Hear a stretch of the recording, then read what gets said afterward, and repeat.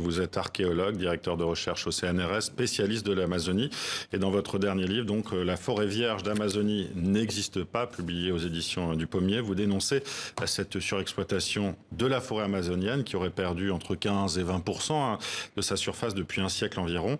Et rien, pour le moment, ne semble arrêter le rouleau compresseur, ou plutôt même le rouleau déforestateur, non ? Oui, non, ça augmente de plus en plus et de façon souvent insidieuse. C'est vrai que Bolsonaro a poussé les déforestateurs à redoubler d'énergie. On est passé l'année dernière quand même à un point de déséquilibre pour le sud et l'est de la forêt qui rejette plus de carbone qu'elle n'en absorbe.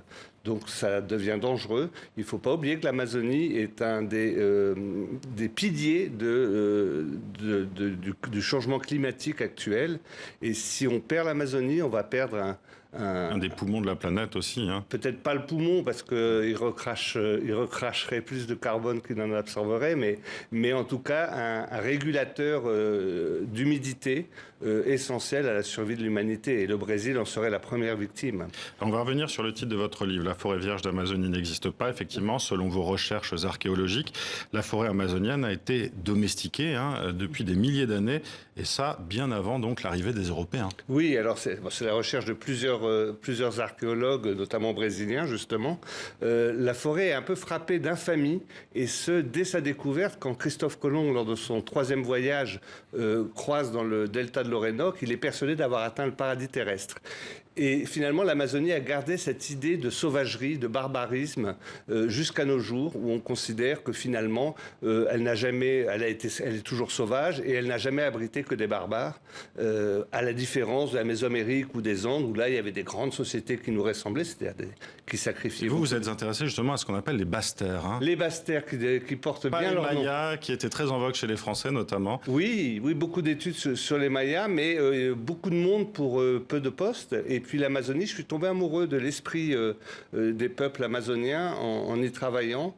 Et j'ai trouvé qu'il y avait peut-être plus à faire. Quand j'ai commencé, on devait être 4 ou 5 archéologues sur les 7 millions de kilomètres carrés de l'Amazonie. Oui, donc il y avait du travail. D'ailleurs, la question qu'on me pose le plus souvent encore aujourd'hui, mais qu'est-ce que tu trouves? Il n'y a rien. Mais si, il y a des choses. Mais c'est plus difficile à trouver que de grands temples mayas ou incas. Voilà. Vous êtes devenu justement un spécialiste des champs surélevés. Qu'est-ce que c'est? Alors, j'ai découvert ça en faisant de l'archéologie aérienne en ULM au-dessus des marécages. Mais vous avez inventé quand même de nouvelles méthodes d'investigation archéologique. Hein, c'était obligatoire parce que les classiques ne marchaient pas. En Amazonie, tout est caché. Tout, comme la gestion amérindienne est tellement résiliente et permet à la forêt de se reconstituer, il faut savoir détecter les traces humaines dans ce paysage. Et les champs surélevés en sont. J'ai découvert, en survolant notamment le centre spatial guyanais, des milliers de petites buttes d'1 à 4 mètres de diamètre, au-dessus du niveau d'inondation des marécages, et qui avaient été construites 1000 ans auparavant, étaient toujours là, par les Amérindiens pour cultiver dans ces terres apparemment infertiles. Vous écrivez aujourd'hui que l'Amazonie, c'est un peu notre Dreyfus écologique. C'est un mot fort. Qu'est-ce que vous voulez dire exactement ? Eh bien, on l'a accusé de tous les maux, et on l'a accusé notamment d'avoir été sclérosante pour les sociétés, pour la culture, pour la civilisation. Et cette accusation qui existe depuis très longtemps est totalement fausse, puisque justement on s'est aperçu depuis 30 ans avec des collègues que l'Amazonie n'était pas débitrice des Andes ou de la Mésoamérique, mais au contraire créatrice. La plus ancienne céramique de poterie des Amériques est née en Amazonie, dans le bas Amazone.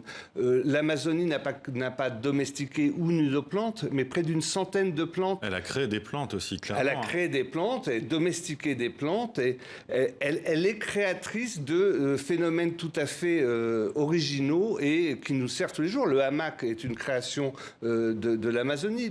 Le boucan qui permet de conserver la viande, qui a donné le nom au boucanier, qui conserve la viande viande beaucoup mieux que le salage vient d'Amazonie.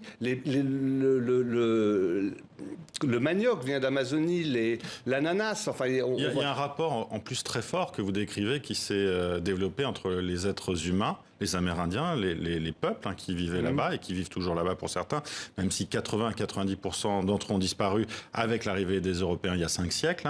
Et la nature, ce rapport-là, on le voit notamment avec la couverture de votre livre qu'on va voir à l'écran dans un instant, avec cet arbre justement qui est peint par ce peuple-là, et qui fait que l'arbre est peut-être presque un être humain comme les autres, non? Oui, c'est ça. C'est ce que les Amérindiens ont fait. Ils ont reproduit leur peinture corporelle sur un arbre pour l'intégrer, le socialiser dans leur groupe, et donc montrer qu'il y a une continuité entre tous les êtres vivants de la forêt, que ce soit les humains, les animaux, les plantes, et puis même les cascades, les montagnes. Et je suis ravi d'avoir cette photographie, puisque Sebastião Salgado m'a fait la gentillesse de prêter quelques photos pour l'ouvrage, et qui sont sublimes comme toujours.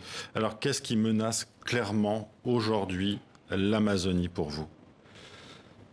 La prédation humaine? La prédation occidentale, j'ai envie de dire, parce que humaine, on engloberait trop facilement les Amérindiens, qui sont peut-être les derniers gardiens de la forêt. Ils ont d'ailleurs constitué des groupes pour défendre la forêt. C'est notre gourmandise, notre insatiable.